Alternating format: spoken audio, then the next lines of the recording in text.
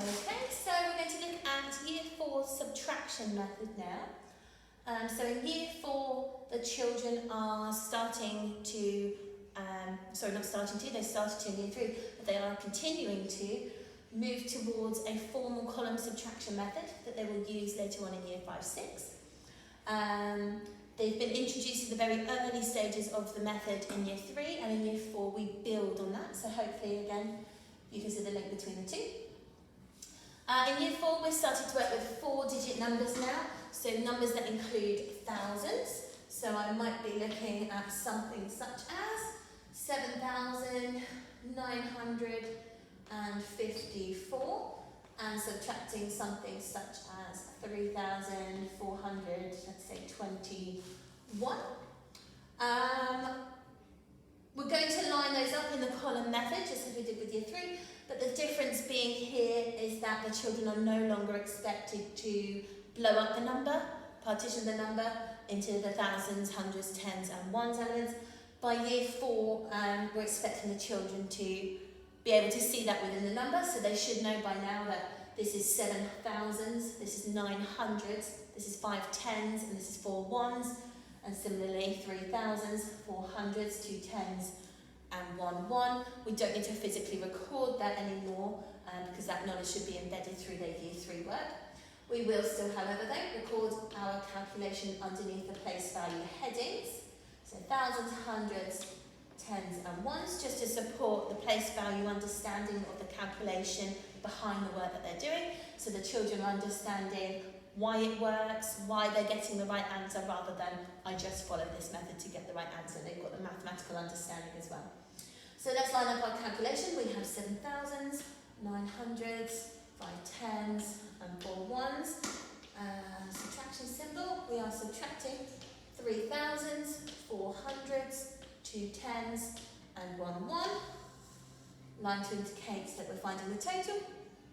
Again, starting from right, moving through the columns to the left. Very important that we do that, even though in this example it doesn't make any difference. Very important that we do that so that it's embedded in the children, ready for when it does make a difference, when we start to exchange across columns.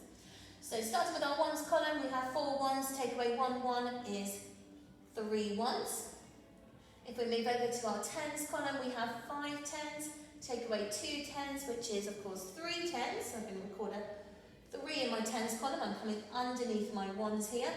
And of course 3 tens is equivalent to 30. I'm adding the 0 as a placeholder so that it looks like 30 and not just 3 again. Of course, squared paper would be preferable for this sort of calculation so that it supports the children in putting the numbers in the right columns. It's easier to sort of place them in line. You might not have square paper at home, perhaps you could draw squares on paper and that could support just as easily.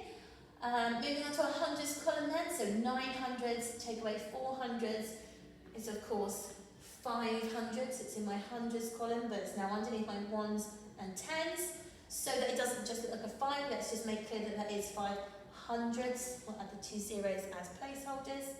And then on the thousands, 7 thousands, take away 3 thousands. Oh, sorry, is 4 thousands. In my thousands column, below my ones, tens and hundreds, and again zeros for placeholders to make clear it's 4,000 and not just 4. Okay, once we've done that, we can squish these columns together. So 3 and all the zeros is 3, 3 and the zeros is 3, 5 and the 0 is 5, and 4. So we have 4 thousands, 5 hundreds, 3 tens, 3 ones, 4,533. Might look slightly different then when we come to a number where the columns require exchanging to happen. So if we now look at something such as 7,235, and let's take away something like a 2,576. And again, line them up under the place value headings, so thousands, hundreds, tens and ones. We have 7 thousands, 2 hundreds, 3 tens and 5 ones, and we're subtracting 2 thousands, 5 hundreds, 7 tens and 6 ones. line to indicate that I'm going to find the total again. Starting at our ones column, I have 5 ones and I'm subtracting 6 ones. Obviously, I can't do that. If I only have 5 ones, I can't take 6 ones away from it.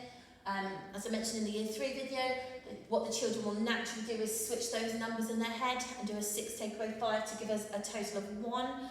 Obviously, that's not quite how we would do the method. That wouldn't work mathematically.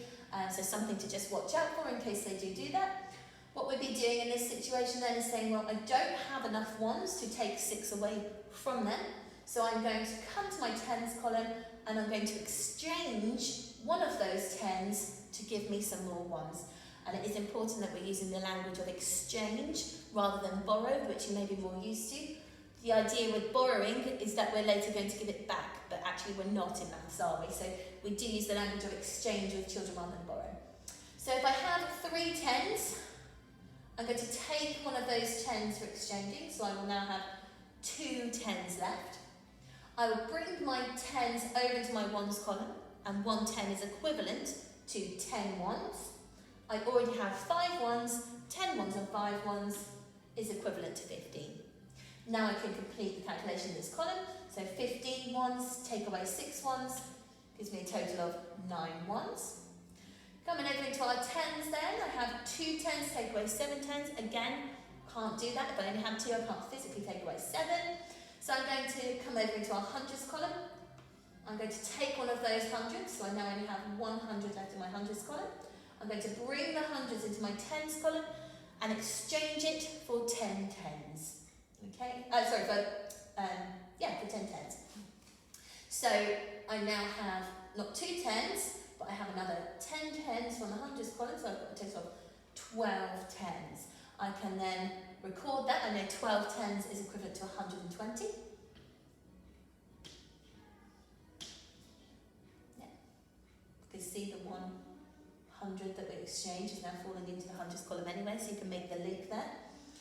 I now have 100, take away 500, again, I cannot do, so I'm going to take 1,000, I now have 6,000 left. I'm going to exchange it for 10 hundreds, which gives me 11 hundreds. I can't have 11 hundreds within one column, it's equivalent to 1,000, 100, and then the thousands, 6,000 take 2,000, is of course 4,000. Line to total again, squish those columns together. We have 9 ones, 2 tens, 2 hundreds, 5,000 for a total of 5,220.